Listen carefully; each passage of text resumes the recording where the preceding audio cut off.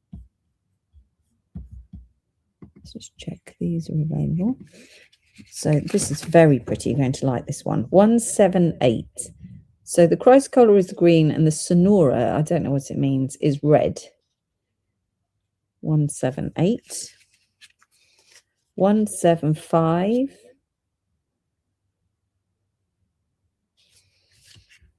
172.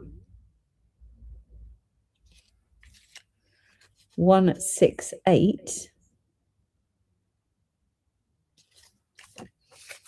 And 176.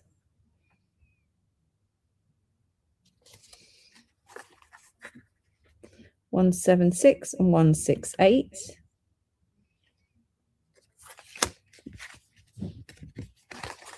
172 and 175.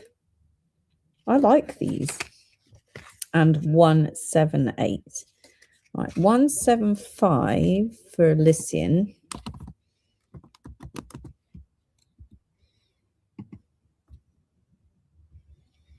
Then I've got 176 for Charzane.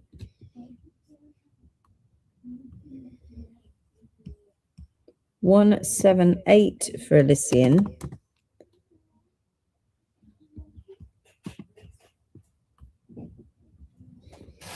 So I've got 175, 76, and 178 gone. Sorry, Jane, you just missed out there. Either of these, I've got two left. Any good, Jane? 168 and 172. I think they look like poppies in a field, personally. 168, 172. What else have I got in the box? Right. There's so many fabulous pairs. We've got Malangano Jasper.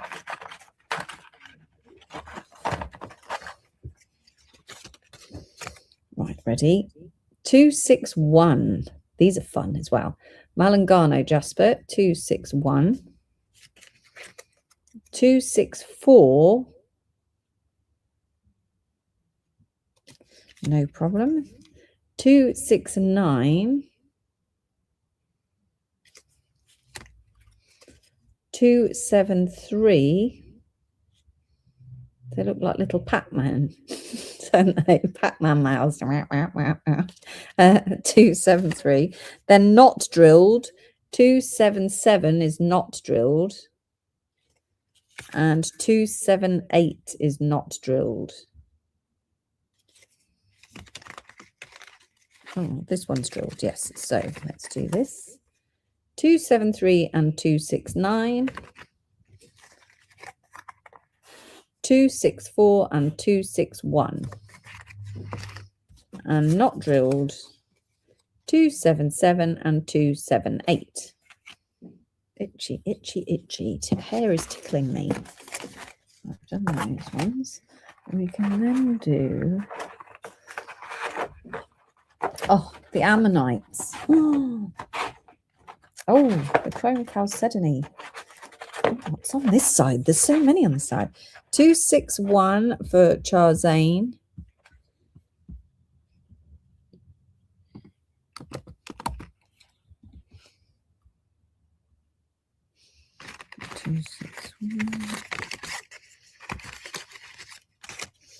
Right, okay.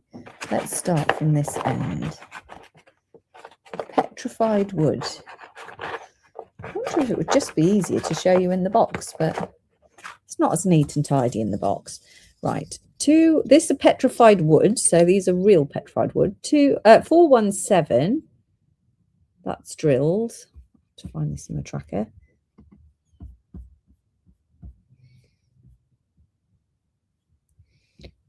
417, yes. Love this. 420. Very wood-like. And 421. 421, that's your petrified wood. Peach scholostite. There's a couple left. Ready for peach. 464 for your triangles. For this unusual shape, 462, 461, and 469. These ones are not drilled. 469. These are drilled. 461 and 464 and 462.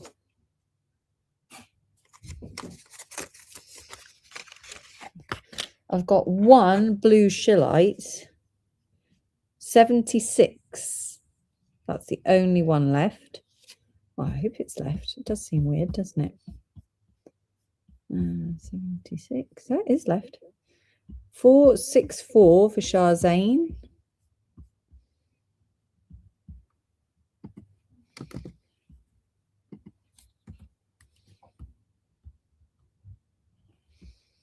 Um, 76 for Sharzane.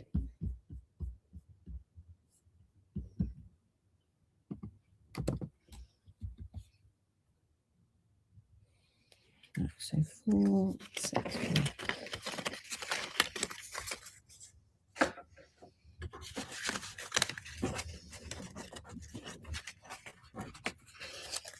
Okay, I've got chrome chalcedony. Chrome chalcedony, 140. These are really lovely. If you can get the light behind them, they look quite similar to a nephrite, really. So look, that's such a nice color. It's not, again, it's not, the screen doesn't do it great justice, but they're very pretty. 140. This is an Australian material. 139. 135. 132 is not drilled, and 131 is drilled. It says, where's the drill? Oh yes, it is there. Can't see it. 131. 140 has gone to Elysian.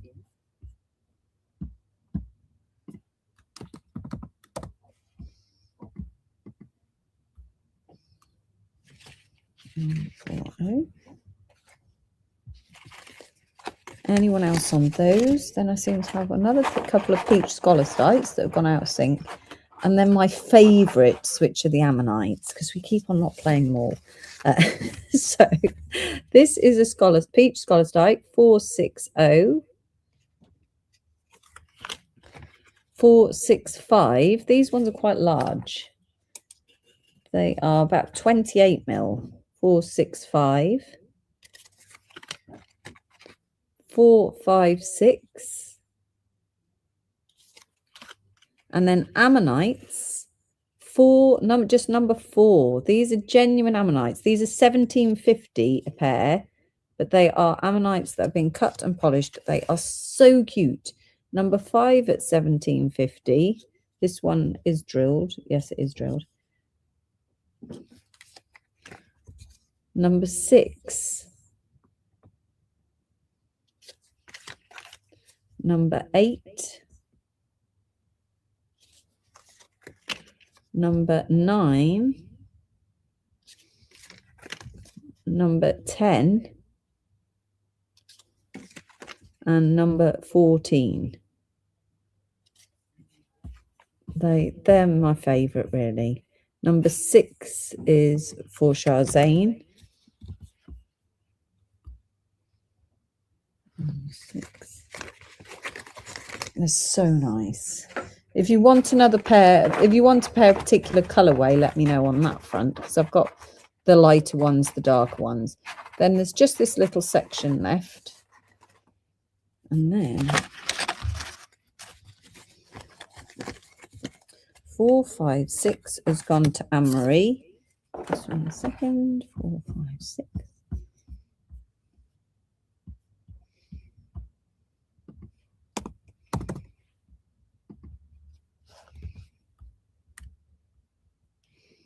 Lovely, that one's gone.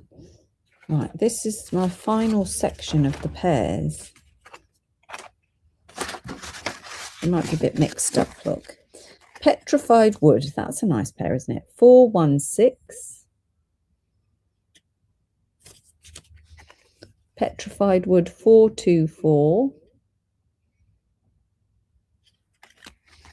Petrified wood 427, not drilled.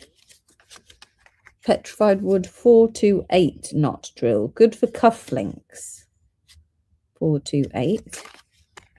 And petrified wood not drilled 430. Mookite 372. Mookite 371. Mookite 373.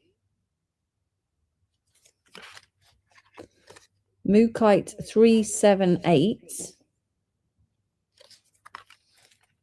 Not drilled mookite 391. Not drilled mookite 395. And then we've got a few moss agates. 371. 371 has gone to Elysian.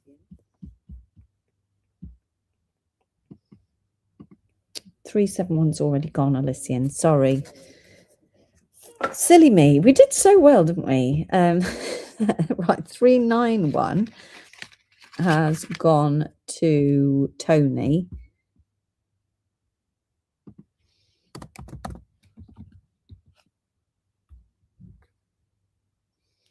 That one's gone. 371 was the ovals. I'll show you the mookites again. Sorry about that. 372 and 373.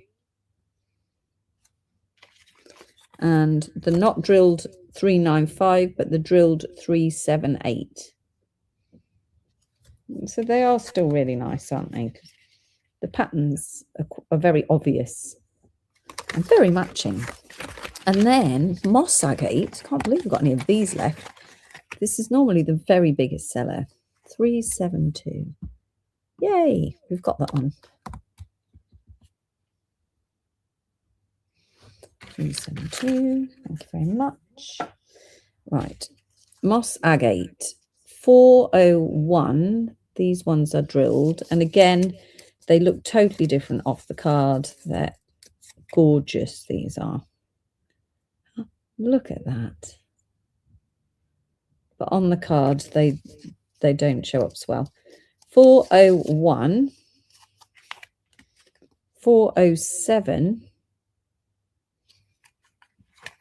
And 415 is not drilled. That's all the moss agates. That's all of them, actually. 401, 407, and 415.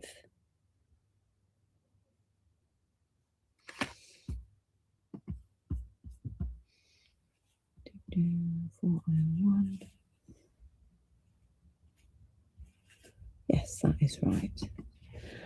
Anyone for those? No, it's nearly time to go. That's the trouble. I've got to go because I've got to get the party sorted. Shahzain for 415.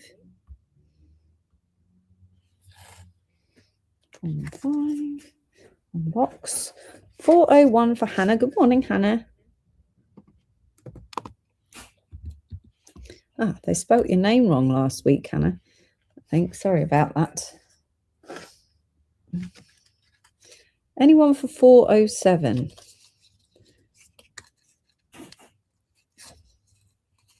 Let's take them off there.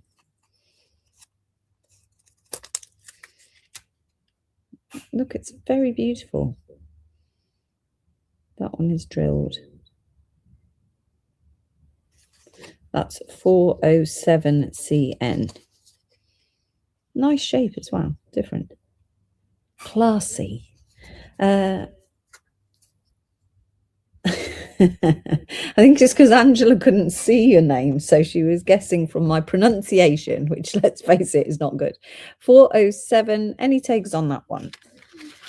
Right. If not, 407 has gone to Shahzain. It says I've got one left. I've got a 402. Did I not get a 4? but I can't find it. It's not in the box. 407. Let's just see if I can see it. All the rest are the Mojave, which weren't big sellers. So, right. Can you show the recon shapes again, please, with the turquoise? Oh, yes. The spiny oyster. Just 1 second here. I might have some new ones. Do you want some other ones? Here we are. I've got some in this box. Right, number 350. That's right, 350. These are 16.50 each. 350, 349, 348, 355, 354, 356, and 352, and 351. Oh, that's pretty, isn't it? Right, so these two, 351 and 352, 354 and 356, 348 and 355, and 350 and 349. Right, yes, no problem. 355.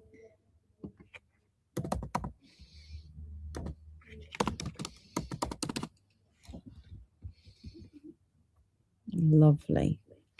355. Brilliant. Right, everybody. I need to go because I have to sort out Johnny's birthday party once I've finished here at work. But thank you so much for joining me this morning. I hope you have a good week. We're not live next Thursday, but we will be live throughout the week. I've forgotten to do the Uvaravite, haven't I? And now I've run out of time. So I'll go live with Uvaravite in the week as well. So just keep your eye out. I can send an email now from me. So if I send an email, you'll know it's me. That means that I'm going to go live shortly. So keep your eyes out for the email. And that's going to be great. Thank you all. I hope you have a nice weekend, and I will see you soon. Cheerio then, everybody. Bye.